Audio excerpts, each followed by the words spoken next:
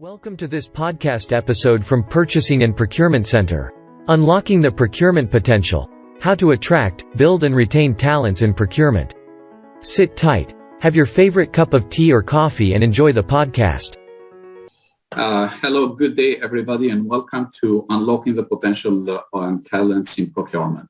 Today I have with me Akhil Kapoor. By the way, this is our team from Purchasing and Procurement Center. Today I have with me Akhil Kapoor from Novartis. He's been, again, Akhil, welcome on board, first of all. Thank you. Good morning, Arthur.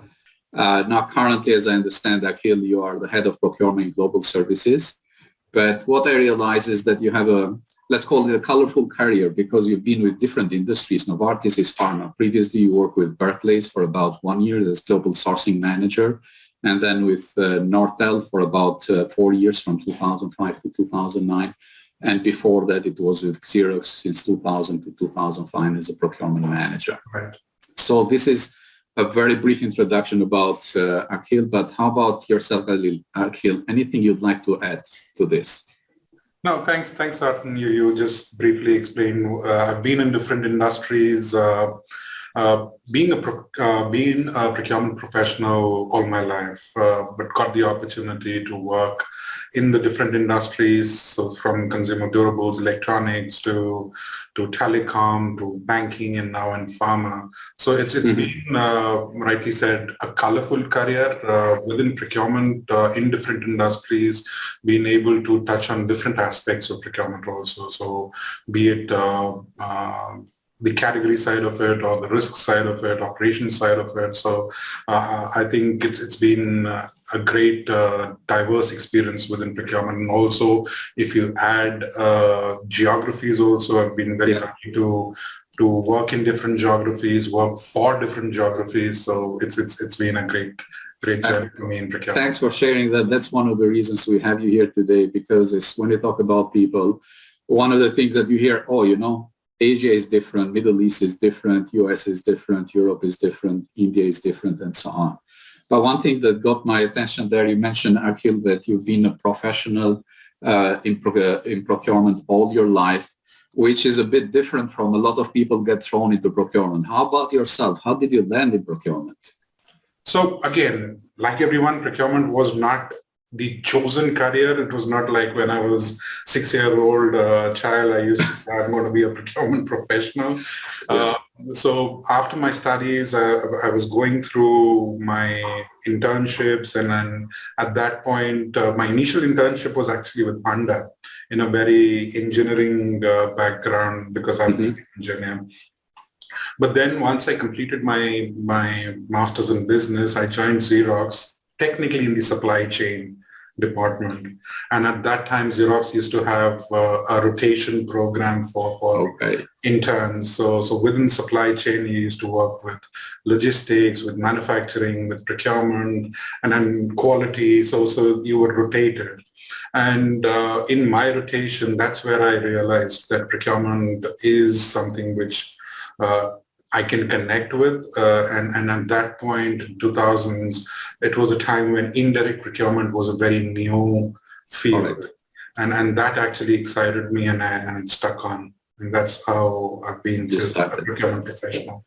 Okay, I mean, it's good that you mentioned, you've been since 2000. What I'm coming next is more about, the generic perception of procurement in the market. Now, one of the things, depending on who you're talking to, you'll find people that are the companies that have put procurement up at the top, but a lot of places, what we see is that there is not yet that recognition or respect that the procurement has. And even if you go into studies, I think one of the major studies is Deloitte CPO, Chief Procurement Officers. They've done this since 2011, if not mistaken, so it's about 10 years plus, where they always bring up these issues where a majority of procurement leaders don't have the confidence that their team can deliver on the procurement strategies and other things. So what's your opinion about the perception that procurement is not recognized as not respected? Yeah, so Artin, it's a great question, and absolutely the answer will vary depending on people you talk to in different industries. It has been a legacy issue, and it, I think, still continues. If not to a large extent, but it has changed a bit, where procurement is still seen in some actually CFO words a necessary evil. So there are industries, there are sections of industries and companies where procurement is just treated as a necessary thing to have to tick off the compliance boxes, and don't see it as a value-adding organization. But on the other spectrum, there are companies where who see the actual value of procurement, or what procurement brings in, and it actually challenges CPOs in terms of thinking beyond the traditional procurement KPIs. And these organizations are actually doing great. And there was one discussion with BlackRock, the investment firm, where they came out with a research that the most profitable and growing companies today have very strong procurement teams. So that was a correlation they were trying to make.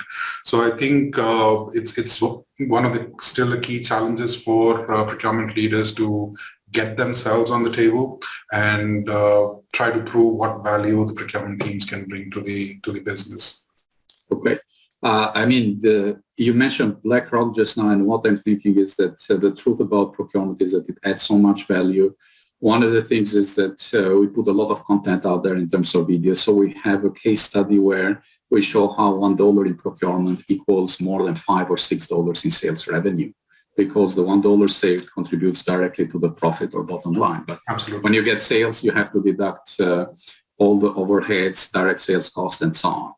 But one of the things is that you see that's talking to people like yours, new things come into play. I wasn't thinking about it, but you mentioned CFO words necessary evil.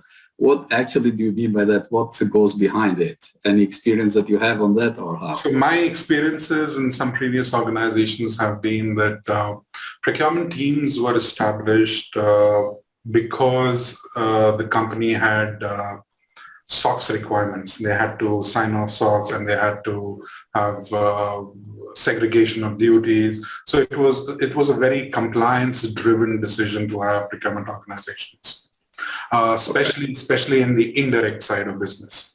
The direct side of business, still there is a lot of procurement which happens and continues to happen, and the value is driven. Even if we don't call them procurement people, we call them supply chain people, whatever. Mm-hmm. But in the indirect space, the procurement organizations were set up initially because of compliance requirements. And that's where some of CFOs or even the business leaders, country presidents or CEOs feel that a procurement team is there to tick off compliance, and there's not foreseeable value they can add. Yes, at best they can, the typical mindset of 3 bids, get the 3 bids, yeah, correct. And that's what your job is. So that's where I think the CFOs feel that they can still manage profitability, bottom lines and top lines, and procurement is there just to tick off compliance. And a lot of business leaders still feel procurement as an additional roadblock, an additional hurdle to cross to buy a few things or to source things. So why do we need that? So it's a necessary evil. It's necessary because of its compliance. Yeah. It's evil because it's slowing down the business, at least what they perceive, that procurement is slowing down business. All right. If we stick on that procurement slowing down the business, what has had my next question in line, but let's relate to that. I mean, is there any problem actually that procurement teams face that contributes to that perception that you just mentioned, that procurement slows down business? Does that probably relate to some of the skills that procurement has or does not have? And in terms of the challenges or problems that they face that contributes to this perception?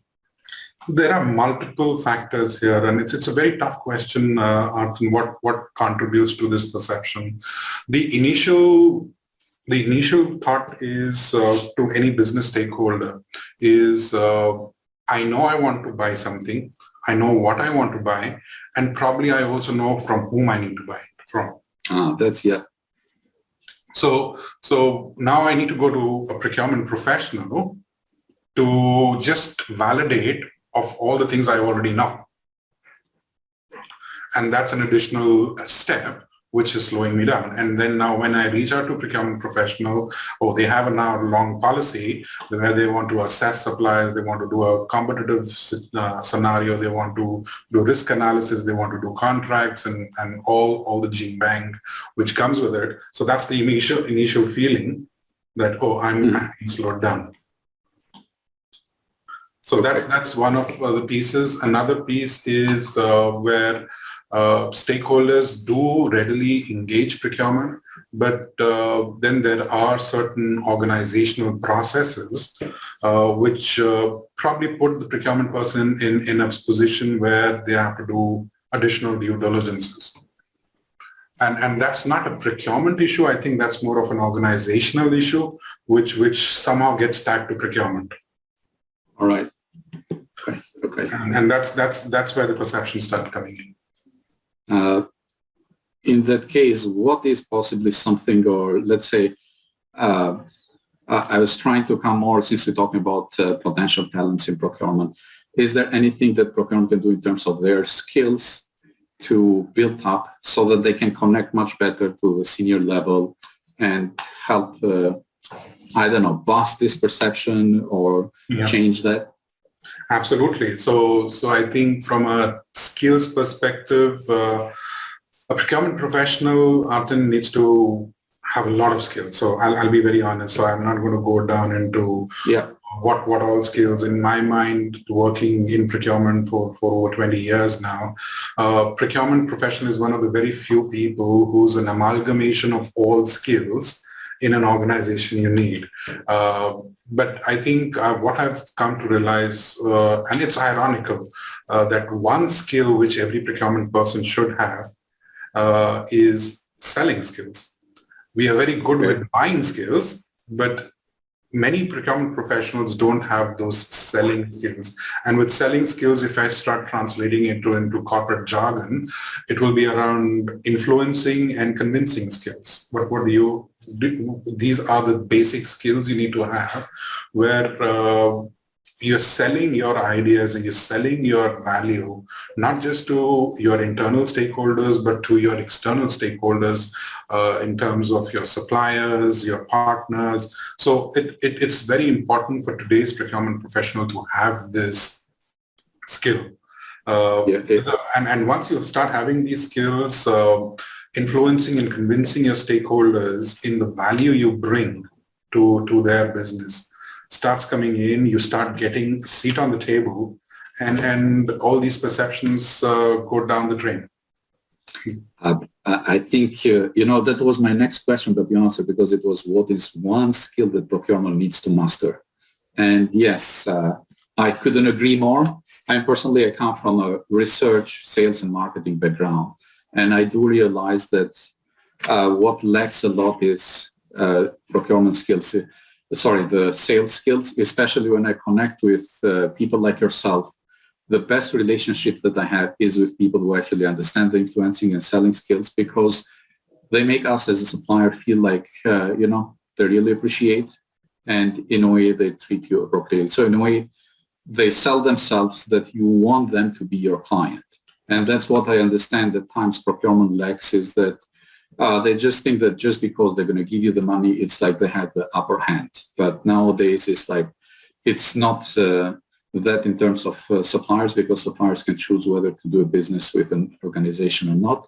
Absolutely. But secondly, like you mentioned internally, it's the influencing part. Now, if I move into the next thing, is that, okay, whether these skills or any other skills, what is your experience in terms of best way to help someone build and improve his skills? So I can take an example from Novartis and my previous organizations, where when I go hiring people and procurement professionals, a lot of them come with a lot of already hard skills in procurement, whether it's negotiation, how to do sourcing, how to do contracting, how to do risk analysis. So many people have those technical skills, but these technical skills I've realized are no use till you don't apply it in the business you're working in. So myself, if you see, I've worked in a banking environment. Correct. I've worked in a telecom environment, and I working in a pharma environment. So I need to adapt my skills, my procurement skills, and apply it in the industry I'm working in, which means the basic thing I need to first understand is, how is my business working? Do I understand my business?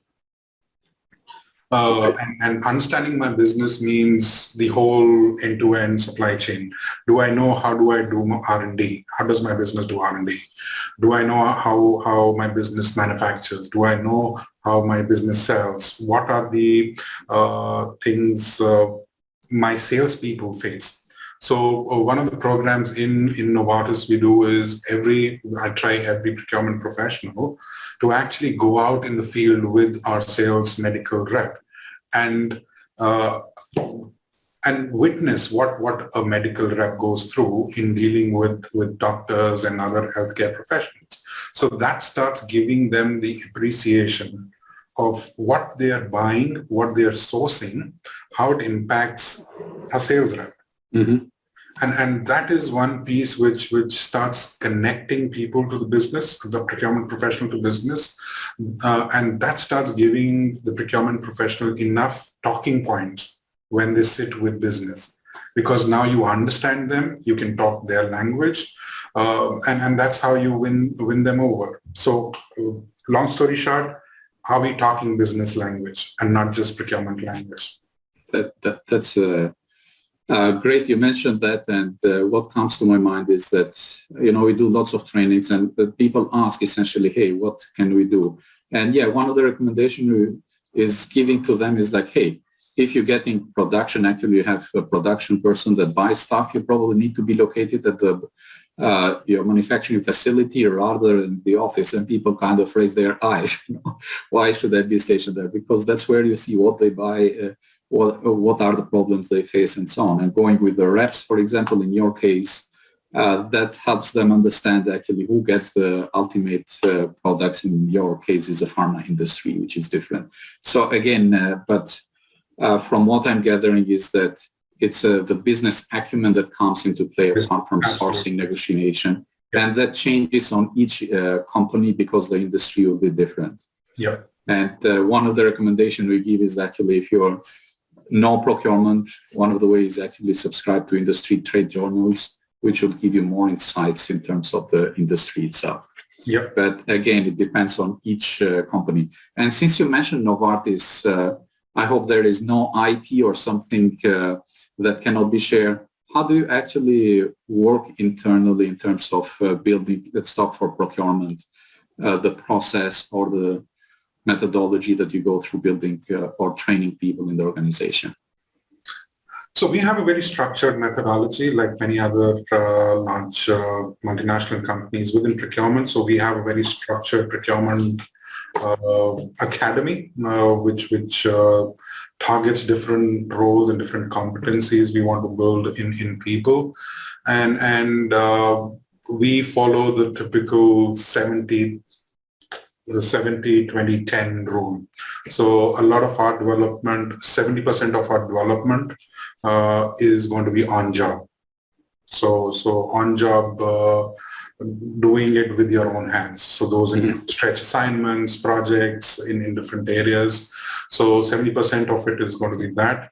The balance 20% is going to be through coaching and mentoring. So learning from others. Okay. And the final only 10% is where we focus on actual trainings, classroom trainings or e-learnings type of things. So we try to do it on a 70-20-10 ratio. Okay. Yeah, I mean, that's the idea, is that you want learning by doing. And one of the things that, our business is essentially offering Procurement Academy, scenario-based e-learning, simulation, application-based tasks, and so on. And that's what we try to do. But the whole idea is that, as I understand it, correct me if I'm wrong, is the process is not just like you go into one classroom training one day. It seems more like a continuous process spread out throughout the... Absolutely. So even if I go through a typical category management training, which is very classroom based, but that if not followed through through projects or through practice, people are going to forget. So once a person goes through a category management training, we make sure that they have a mentor and they do get to do at least one project going through the category management methodology. And mentor would usually be located from inside the company, not Yes. external. Yes. Okay. I mean, that's one coaching, especially when you talk about training, it almost doesn't come into play. Most companies just like, they probably focus on the job, but that's one of the most important things that we realize. People want a second voice, a sounding board to actually guide them when they want to do something or if they're trying something new. All right. So in terms of now, we talked about generally since 2020, last year, COVID hit. Now I'm wondering how things have changed after COVID. Oh, things have turned tables. So for procurement specifically, Artin, everything's got virtual, not just your own team. Your stakeholders are virtual, your suppliers are virtual, so everything is virtual.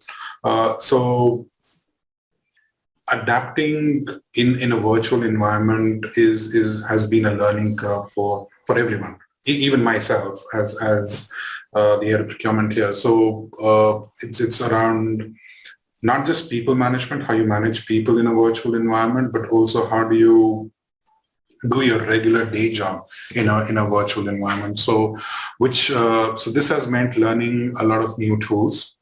So of course, procurement digital tools were always digital, virtual. So that's fine. But how do we collaborate virtually with our stakeholders, with our suppliers has been a big learning. And getting the right tool has been in the initial days of COVID, which is the right tool to operate. Is it MS Teams or is it some other type of tools where we can collaborate more effectively? Because in our business, before COVID, we used to have very healthy, productive workshops with suppliers or with stakeholders. And that used to be in a closed room where there was a lot of idea generation, a lot of action happening. Now, how do you convert that energy in a virtual environment? So we've been personally trying to see what are the best tools. We've not been able to crack it. Yes, every tool has its own pros and cons, but the collaboration space is definitely something which has changed, and people are learning and adapting to it. I'm guessing, it's like, if you draw these Bollywood movies with Hollywood movies. Hollywood, you need to be a great actor. Bollywood, you need to be a great actor, a great singer, a great dancer. So in this way, it looks like collaboration now it changed. You have to be not just a great influencer, but actually how now you can do that online. Absolutely. So it adds more to the burden. And on that collaboration, it is actually taking a lot of energy of people because it's a new thing. So you need to actually put an extra effort to get the same output. Yes. You mentioned tools. What is now, is the tool important actually to help, or is it that the person need probably to be more adjusted or changed? Both actually. It's a great point you bring in. Tool needs to be, yes, tool is an enabler, definitely, but it's the person behind the tool who's going to make it work or not work. I can use a simple whiteboard and have a very effective collaboration, or I could get a very fancy tool like Miro to come in, but still people are not able to use it. So I think it's a tool is important, but the person behind it needs to know how to collaborate in a virtual environment and keep all the stakeholders in there engaged and contributing. Because it could be very easy that I'm talking to you right now and a Netflix movie is just running right next to me. You never know what's happening behind. And actually my daughter, she's in, let's call it 13 years old. And sometimes it's like they are on the laptop doing their classes, but sometimes she's on the mobile phone then doing something. So if I enter the room, I just say, oops. Yeah. But the teacher never realizes that, so where's the attention going there? Yeah. So that's Now we're talking again at the COVID itself. How do you actually keep any tips you have to keep people engaged while working from home? So engagement has been one thing I just told you. It's taking a little more effort from everybody, especially the people managers, in keeping the teams engaged. And that means that having short meetings, short calls, short check-ins, or just getting the team huddled together in a virtual environment. So that's keeping things going initially. Another piece which I think a lot of people managers started learning is how can you empathize with people in a virtual environment. So all of our teams are sitting at home and everybody is going through a different situation at home. Some people are single, some are married with children, with parents, with dependents. So a key thing which I've asked my team and what we're doing as a group is how we connecting empathetically with people. Right. And giving people the flexibility of time. So there, and that's where, as Novartis, we've gone through choice with responsibility, where we make a choice how we're working. As a team, we decide, okay, we want to work these hours. This is a break time we'll take as a team. It's not the standard 9 to 6 type of approach we're trying to. So that keeps the team engaged in terms of realizing that the managers and the organization actually care for them. Since I asked this, and it comes to mind, 2 days ago, I was coaching a new startup in terms of their business. And what they are doing actually is delivering food to corporations. And that's, you saw previously, you have a meeting, you call pizza, and they come and deliver in location. So their uniqueness was that they can deliver up to 5,000 locations, but that's within, let's say, in Malaysia. I'm not sure, is that any practice that you do where a company delivers food to staff for when there are this kind of meetings, weekly meetings? Absolutely. So we have working lunches where actually lunches actually get delivered to your house, and we all have it together with have a meeting with lunch together online. So we also try to do that, but yeah, that's limited to Malaysia. The location, yeah.